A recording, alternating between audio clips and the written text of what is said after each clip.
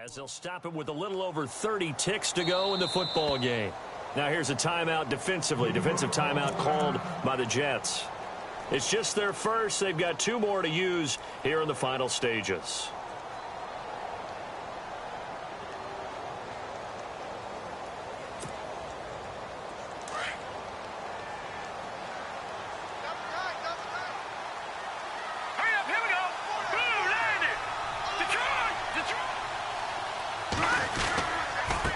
Now a handoff as they run left side.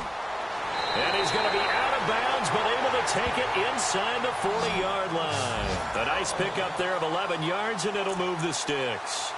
Well, he does it at a high level, doesn't he? Because when I watch him, I think of his vision. Straight ahead, peripheral. Also has that sense of where holes are going to be before they actually open. I think that helps set him apart from many of the other backs in the league. Meanwhile, in Nashville, they're on to the 4th quarter now. The Raiders there have opened a 2-touchdown advantage. If they indeed win, it would be win number 9 on the season.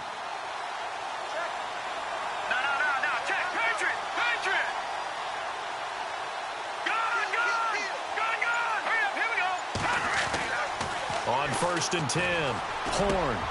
Got his man complete over the middle. It's Fuller. And he's going to get this inside the 30. Now the Bears will use their 3rd and final timeout as the clock will stop with an even 20 seconds left to go.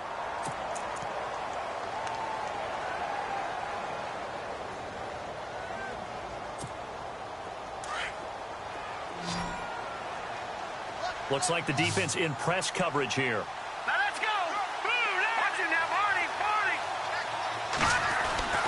On 1st down, Horn.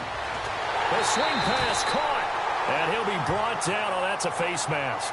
Certainly looked like it. Indeed, here come the flags. Well, when you're leading in the 4th quarter, that's not the penalty you want. Not at all, and now your discipline comes into question. Having poise this stage of the game, you can't have those kind of plays.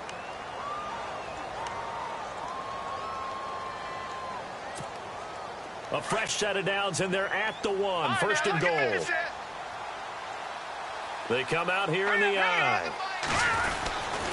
And they'll let the fullback try and take him home. And he'll get into the end zone. Touchdown, Chicago.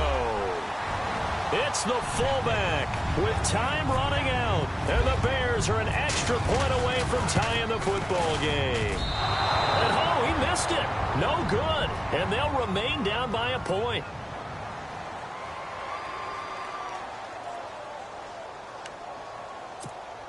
So with 14 seconds on the clock, they've got to go with the onside kick. And now the Jets are going to get this one, and that might be all she wrote. They had to go for it with no timeouts remaining, though now this one's as good as over. They gave it an effort. They tried their best, did everything they could to try and get the ball on the onside kick. You're exactly right. They had to try it. It was their only option. And now this game is done. Just take it, kneel, and call it a day.